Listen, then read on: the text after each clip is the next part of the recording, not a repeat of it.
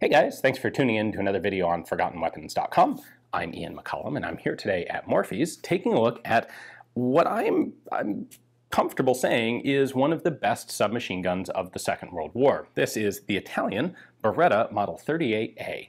Now, a couple of years ago, I had a chance to do some shooting with one of these, which we have on camera, and I'll link to that video at the end of this one. But at that point, I never had a chance to sit down at the table here and take the gun apart and describe its history to you. So that's what we're doing today. This gun was developed by a man named Tullio Marengoni, who had extensive experience working for Beretta. He was essentially Beretta's lead designer. He was responsible for most of Beretta's pistols for the course of something like 30 years, and he actually had experience designing submachine guns over that long as well, because when the Italians had the Villa Perosa model of 1915 in World War I, which you may recall is the really funky 9mm top magazine-fed double-barrel, double-action aircraft machine gun that was adapted to infantry use. And then finally, people realized that this was not a good configuration for a useful infantry weapon, and so they split the Villa Perosas into two pieces and turned them into early real submachine guns, some of, in fact, the very first submachine guns ever fielded in combat. Well, there were two patterns of those, one done by OVP themselves and one done by Beretta, and it was Tullio Marengoni who developed the Beretta version. So this man has experience with submachine guns dating back to 1918. Now, with the benefit of a couple decades more firearms design experience, in 1935, he sets about the beginnings of what would become this. Now, he started from essentially the Beretta 1918/30, which was a semi-auto only carbine, like one of the first pistol caliber carbines, truly. Also a very interesting gun in its own right, and I have a video on that one as well.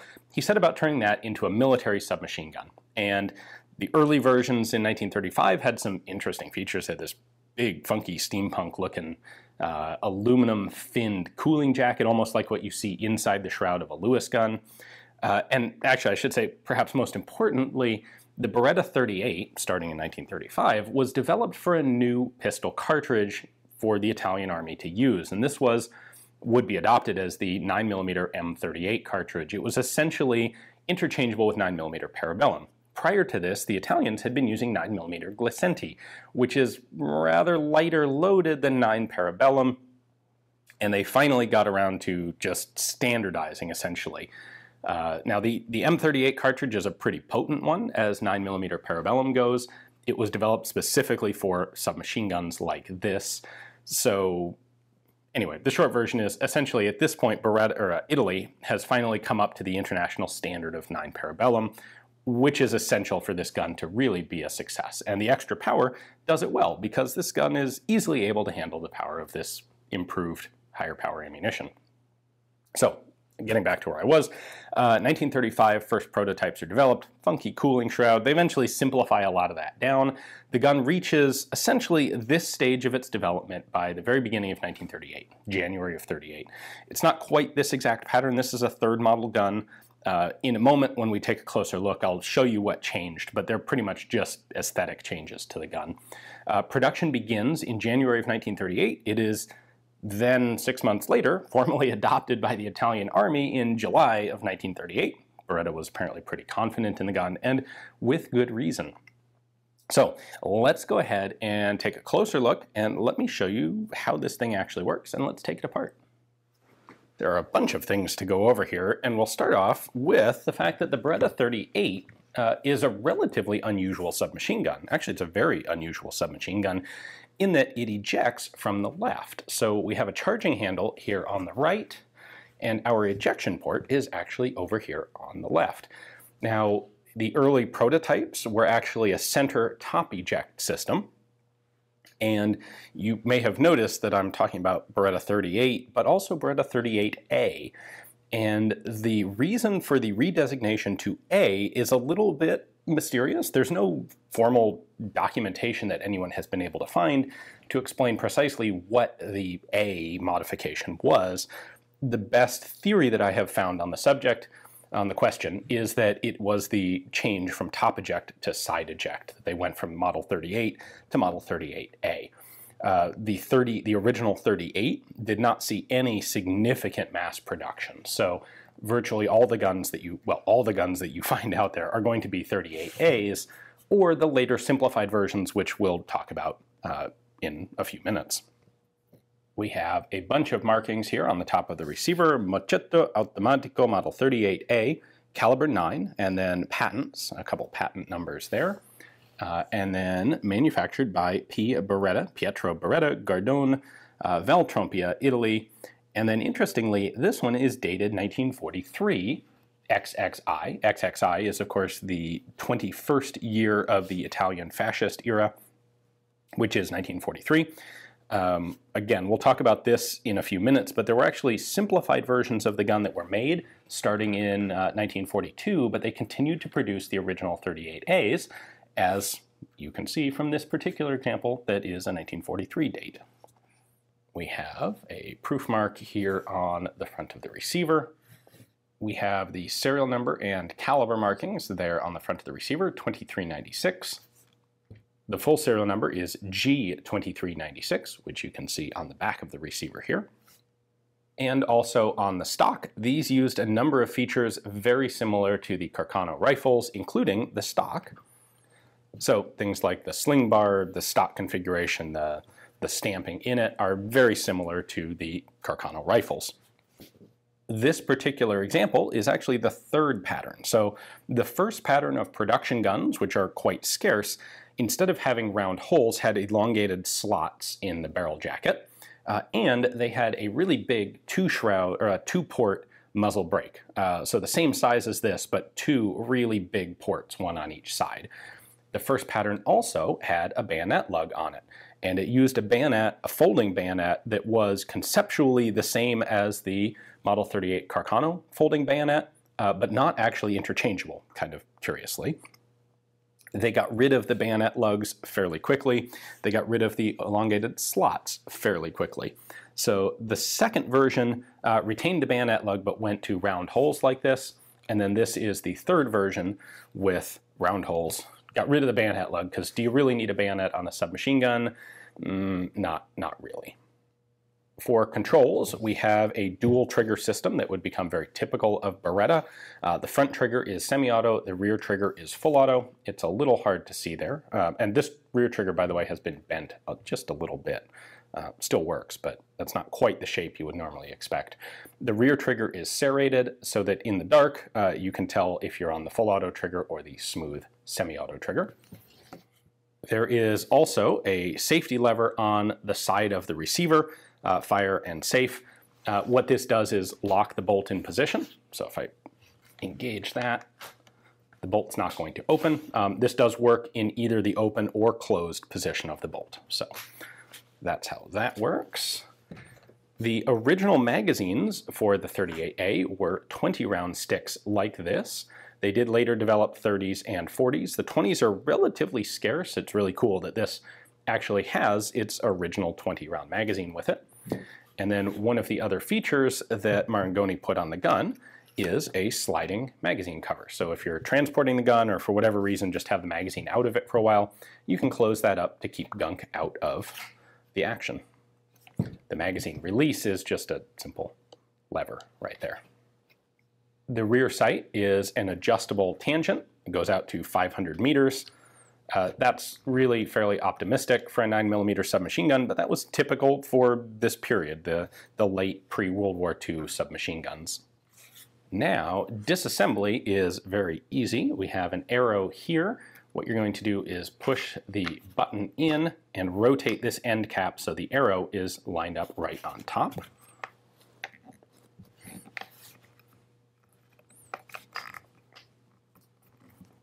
There we go. This one's a little bit stiff.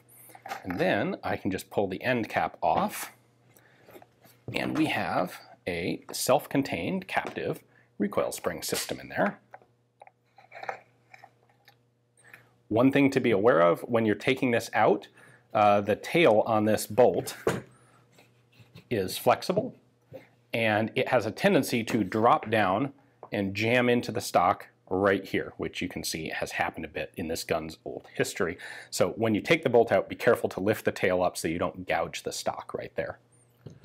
For further disassembly, we can pull these two screws out to take off the trigger guard, and then pull this screw and take the action out of the stock. This one, by the way, is a split screw, which makes it a little trickier to get out. So this is something that troops weren't really supposed to be taking apart in the field. Fortunately, from my long period of tinkering with French guns, I have some split head screwdrivers that will fit this. So with that nut off, we can pull out the screw, which is actually the sling swivel, and then the front band comes off. On the trigger guard, note that we have the fancy captive screws here.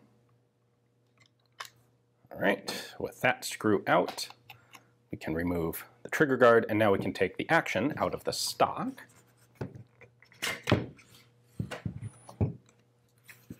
One thing that's worth pointing out here from an engineering perspective is that this receiver is not a tube, it is a single machined piece. And if we zoom in on it here, you can actually see some of those machining marks still on it, certainly down here, but also on the round section. So, pretty simple receiver regardless, just a channel for the bolt essentially. The one feature to point out is our ejector here, which is a solid block, which is also going to be important for firing the gun. If we take a look at the bolt assembly, we can see that Beretta is one of those interesting early submachine guns, early more complex or first generation submachine guns that does not have a fixed firing pin. Instead, you can see the firing pin there. It actually has sort of a hammer right here. When the bolt fully closes, this hammer hits the back of the ejector block and it pushes the firing pin forward to fire. So that ensures that a cartridge can't be detonated until the bolt is fully closed, and it prevents out-of-battery discharges, which are kind of a rare but real fact of life on fixed firing pin submachine guns. Now, this also makes the bolt a little bit funky to disassemble, so let's get into that. We have a recoil spring inside this tube. It is captive, so when the gun fires, the bolt's going to reciprocate back like that. And in order to take this apart, we have a little sliding wedge here. This is definitely under spring tension, so when I open this up, I want to hold on to the back end. There we go. There is a little detent, so that will snap into place there. And then I can let that out. So there's the spring tube. There's the spring itself. And now we have the bolt body. That is our firing pin. And in order to disassemble it, we actually have this serrated thumb pad here, because what I need to do is pull this all the way back. That allows the firing pin to come out the back. So what we've got going on here is this, well, let me pull this out first. So there's our firing pin. It has a return spring on it right there, and it has this open lug, this open block in the center. This rotating hammer has 3 separate lugs on it. So that lug right there is normally the one that's going to sit in the firing pin and push the firing pin forward. This is serrated for you to grasp for disassembly and reassembly. And this is the part that actually hits on the ejector block and causes the firing pin to go forward. So this is 180 degrees opposite of this lug. So in order to disassemble it, we have to pivot this into this position so that the firing pin can slide out the back. In order to reassemble it, and this is worth pointing out, to reassemble it, what we actually want to do is put the hammer, the rotary hammer here, in the horizontal position so that the firing pin can slide in here.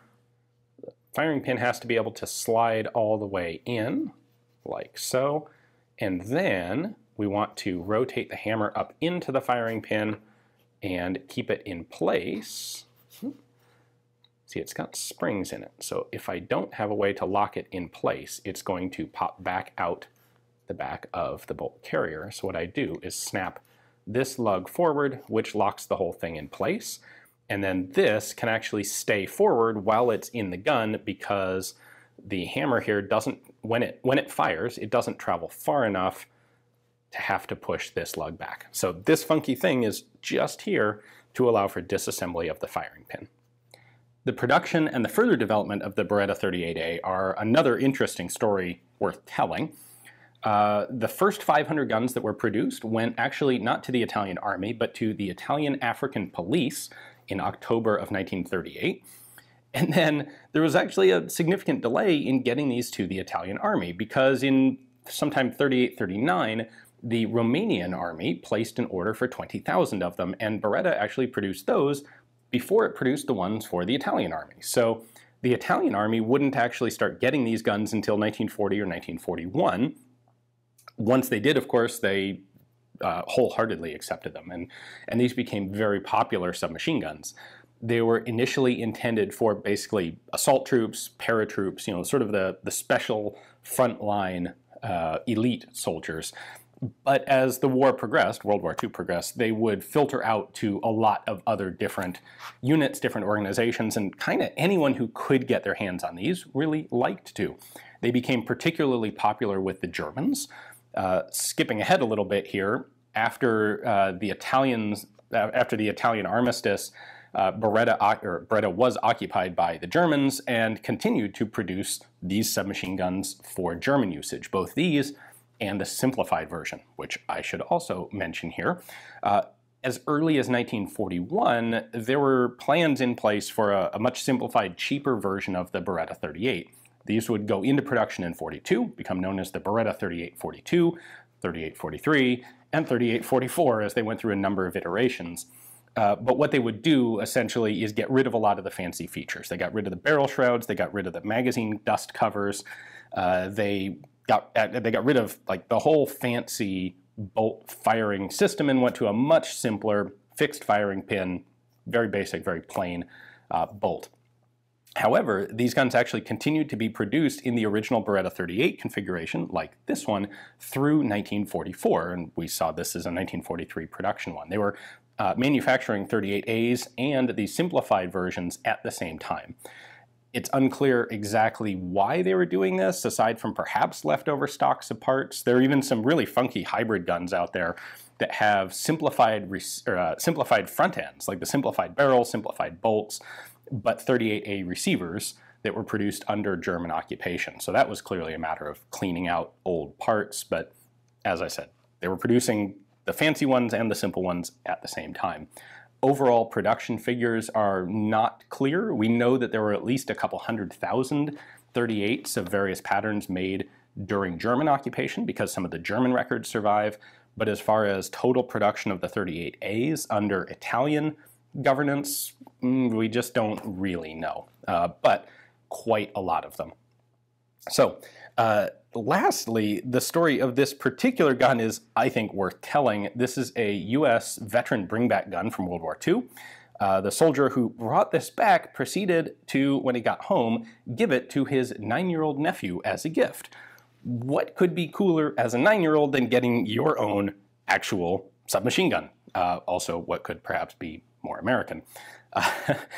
And this was in 44, 45. I don't know exactly which theater it came back from, but that kid kept the gun, and in 1968, when there was the amnesty, the NFA amnesty, he went ahead and registered at that point, now at that point being old enough to do so. And so this is an original World War II bringback, unmodified, amnesty registered Beretta 38A. As I said, these are fantastic submachine guns. If you haven't seen the footage I did shooting them, definitely take a look at that. I will link to it in the end cards of this video. Hopefully you guys enjoyed it. Thanks for watching.